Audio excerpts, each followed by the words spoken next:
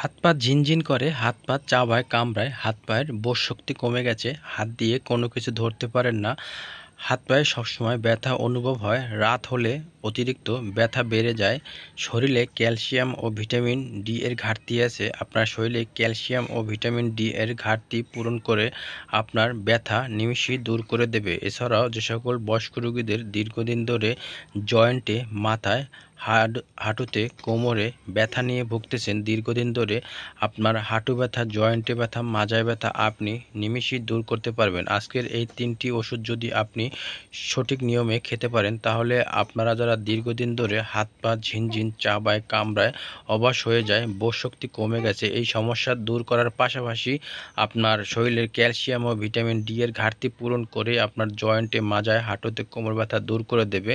এছাড়া আপনার যে সকল রোগীদের দীর্ঘদিন ধরে হাত পায়ের তালু জ্বালাপোড়া করে, জয়েন্টে ব্যথা দূর করে, সেই ক্ষেত্রেও এই ওষুধ খুবই দ্রুত কাজ করবে এবং অনায়াসে আপনি দূর করতে পারবেন আপনার জয়েন্টে, মাজায়, হাঁটুতে কোমর ব্যথা।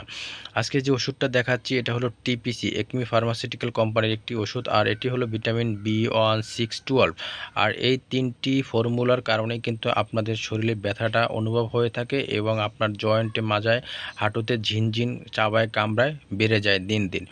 তো এটা হলো স্নায়ু প্রভাব এবং স্নায়ু অপ্রভাব রোগের ক্ষেত্রে ব্যবহার করা হয়ে থাকে টিপিসিটা। আর এটা হলো ডায়াবেটিস, নিউরোপ্যাথিক, আপনার পেরিফেরাল নিউরোলজিয়ার ক্ষেত্রে এবং লাম্বাগো, মায়োলজিয়া এবং সাইটেকিয়া, ফেসিলিয়া এবং নিউরালজিয়া এবং অপটিন নিউরালজিয়া, ইন্টারকোস্টাল নিউরালজিয়া।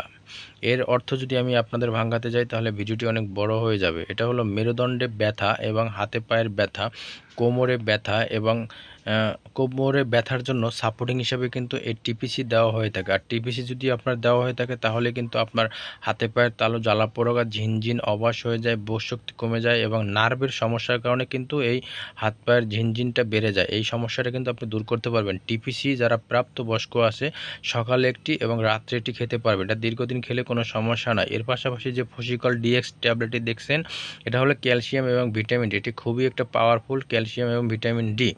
আপনাদের শরীরে যদি ক্যালসিয়াম, ভিটামিন ডি এর ঘাটতি থাকে, সেই ক্যালসিয়াম ডি এর ঘাটতি পূরণ করে আপনার জয়েন্টে ব্যথা দূর করে দেবে। আর এই ফসিকল ডিএক্সটা আপনি খাবেন মাত্র সকালে একটি এবং দুপুরে একটি, 15 টাকা করে পিস। টিপিসি 10 টাকা করে পিস। আর নিউরোলিন 75 যে ট্যাবলেটটি, এটা আপনার সকালে একটি, রাত্রে একটি খেতে হবে। এই ওষুধটি 14 দিন খেলেই আপনার দীর্ঘদিনের বয়স্ক রোগীদের পুরাতন ব্যথা, জয়েন্টে, মাজায়, হাঁটুতে কোমর ব্যথা নিমিষেই আপনি দূর করতে পারবেন। আপনাদের কাছে যদি একটু হলেও ভিডিওটি ভালো লাগলে অবশ্যই এই ভিডিওটি শেয়ার করতে ভুলবেন না, পেজটি ফলো করতেও ভুলবেন না। ইউটিউব চ্যানেল থেকে দেখে থাকলে অবশ্যই ইউটিউব চ্যানেলটি সাবস্ক্রাইব করে রেখে দেবেন। সবাই ভালো থাকবেন, সুস্থ থাকবেন। পরবর্তীতে আরেকটা ভিডিও নিয়ে আপনাদের মাঝে হাজির হবো। আসসালামু আলাইকুম।